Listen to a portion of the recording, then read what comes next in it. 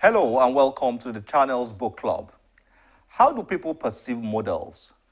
There seems to be certain stereotypes about models that point to them being vain and not interested in very intellectually engaging and society reforming activities.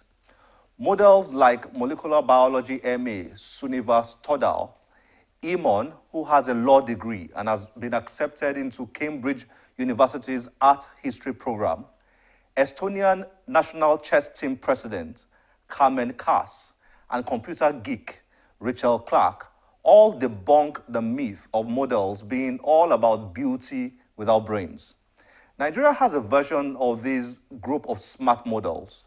One of them is our first guest in today's episode. Eeefy, as she is popularly called, is not just a successful model, but she's also a talented stylist, designer, TV producer, actress, entrepreneur, motivational speaker, and writer. Eeefy is the author of a book titled The Queen of Cyberspace. Her writings are simple, motivating, and germane. Her personality and appearance, on the other hand, reveal a very creative and artistic mind. She was here with us to discuss her writings and other related issues. Please join us after this break. You can get somebody to do anything you want. See me, I call every woman princess, queen, darling. And when they see me, they ask me, if you always say I'm darling, I'm beautiful, so I'm beautiful. I do that not because I think they're better than me. I do that because I want to lift up their spirit. Because I want them to feel beautiful. Because I want them to feel good within themselves. So I do that. I call every woman queen, empress, darling, say, girl, you look beautiful. If I want to tell you something is wrong with your hair, I'm not going to just say, ha, which hair is this now? No! I'm going to say, darling, my goodness, you have such a beautiful face. Your features, fantastic.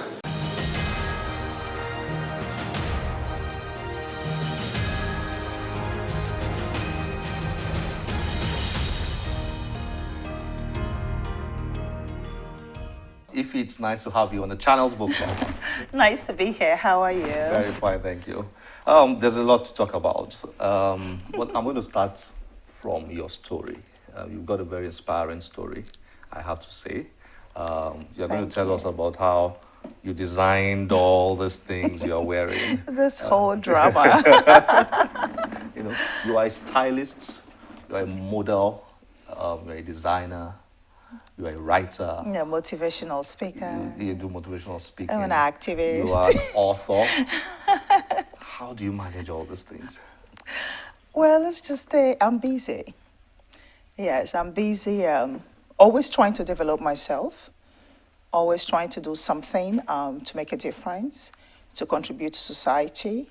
So my time on earth is not wasted. Let's put it that way. So instead of running around terrorizing with my beauty, I try to contribute to give balance to the beauty. That's good. Now, you had an accident born when you were young. Yes, when I was 2.5 years old. 2.5 years. I was barely 3. Yeah. And you had to live with the bone, with the bone. Ugly scars, yes. For many years. For many years, yes. How did you manage that, and how has it contributed to your writings today? Is there any connection? Well, of course, it is connected because coming from excruciating pain and struggle, my writings and my life is always it's always about inspiring other people and about helping others find their path to healing. I don't like to talk about it, but my childhood struggles, went into adulthood, of course, because I lived with it for so many years, and only in the last 14 years or 11 years, I started going through treatments, going in and out of the hospital, going through skin grafts and lasers and all of that. Yeah. Tough. Yeah, very, very tough. Very, very, very tough. Oh. Sometimes you wish you don't even wake up from that surgery bed. Yes, I wish that so many times, but I'm glad that I'm okay now. So my writings are inspired by that as well, because I know my problems are not peculiar to me. I know there are other children out there going through struggles. They're broken, they're in pain, whether it's by accident or inflicted by wicked people or their own ignorance or mistakes. There are so many people going through pain, and I want to touch their lives. I think my own life will be fulfilled if I can reach out to other people through my brokenness, through my pain. Now, what I find fascinating about this book is that it's a compilation of your Facebook postings, and that's very unique. A lot of people go on Facebook and do all sorts of things. I read your post on Facebook, very inspiring. Thank what you. You've done here is to put them together in a book. I find that very interesting. How did you come to that decision? What inspired creating this? I want people to get something from me, just like when I meet people in real life. I think if conversation with me cannot, give them something, cannot inspire or motivate something, then I'm just another nuisance. See, I see it that way. So when I go on Facebook, what I think is this: just like I think in around my environment, there are a lot of people with problems. I think the same thing. I even have more of them online because they are bored and they're looking for something to do. So they go online and spend their time doing all kinds of things. Some crazy, some reasonable and whatnot. So I decided I'm going to be one of those people that will go online and share something that somebody somewhere can take and do something for themselves. That I can be that person that can illuminate somebody's life. So I think about problems. I do a lot of contemporary writing, as you can see online. I think about what's happening in the environment at that moment. Like now in Nigeria, we're going through challenging times. And I share my thoughts from my research, from my understanding of what I see on the news. I go there and I try to cast light where I think people are getting it wrong. One of the ones which I found interesting, and I think is here, is the need for Nigerians to change the way they think, rather than simply looking for a change in government. And that's yes. Relevant for the time we're in right now. Yes, we think that our problems are external and that our change lies within government. No, our problems are internal, and our change lies within us, not within government, because we create government. Government is just a small entity. I mean, it's like a music now. I said that in the River State Summit 2 weeks ago. Government is a small entity created by the people to structure society. That means we are actually the head of government, right? So if our leaders are bad, means we are bad. Our product. Makes sense. I mean, it's what you project, determines what you elicit from people. If you give out a good, positive vibe, you will generate a positive energy. If you give out a negative vibe, you will generate a negative energy.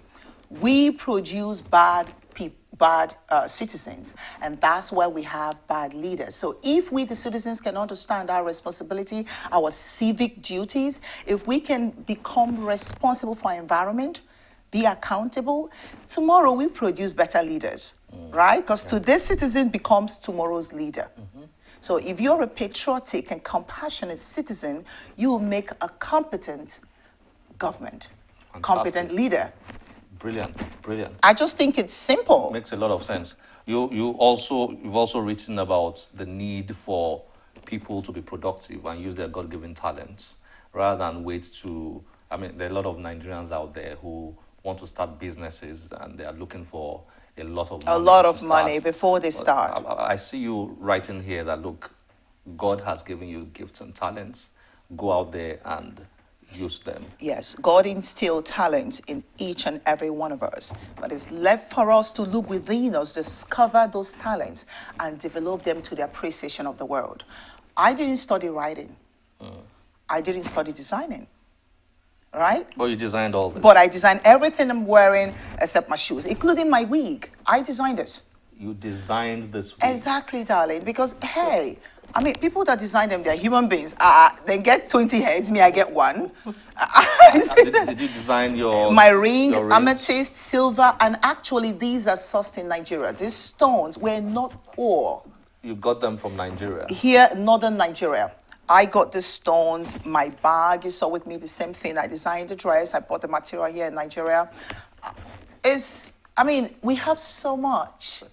We just need to sit down, focus, conceive the ideas, and, you know, put them into actualization. That's just all we need to do. Finally, I see you write a few things here for women, talking about the need to have high self-esteem and rather than rely on, you know, what people see on the outside, being intelligent and being productive and all that. And you've got this thing for women that you do. Why that? Is that born out of your experiences? Well, of course. You know, you go through that experience where people look at you and they just think you're a piece of meat. You're a woman, so you're good for sex. No, you're good for other things as well. A woman, it's the foundation. We're the womb that created children. So the subsistence of the world depends on the potency of a woman's strength, you know, of her spirit, the potency of her spirit and the height of her strength. So if the woman is broken, means her environment will be broken. If the woman does not understand who she is, then men cannot understand her. And people around her environment will not be able to understand her. But if the woman is healthy in spirit and she understands who she is and develops herself, she is actually the base and the authority of the family. So she is the one that creates, that raised the children, that even raised the men that become the leaders.